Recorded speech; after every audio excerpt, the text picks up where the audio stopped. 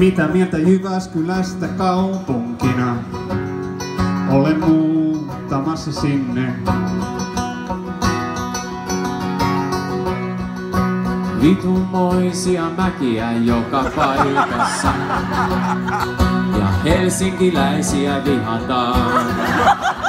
Näin miehen näkökulmasta ainoa positiivinen asia on, että savolaistytöt kuvittelevat tämän olevan Suomen Ateena ja pakkautuvat opiskelemaan huuhaa humanismia. Huuhaa humanismia.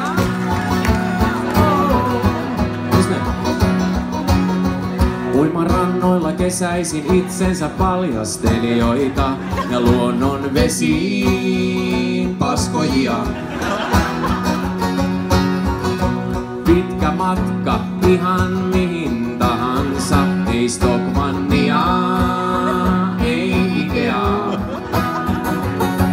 Näin miehen näkökulmasta ainoa positiivinen asia on, että savolaistytöt kuvittelevat tämän olevan Suomen Ateena ja pakkautuvat opiskelemaan huuhaa humanismia. Huuhaa humanismia. No onhan siellä onneksi se järvi, johon voi kävellä, kun kyllästyy.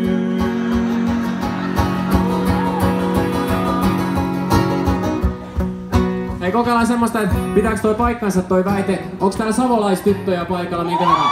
Voiko savolaistytöt laittaa käsiä yhteen tällä tavalla näin?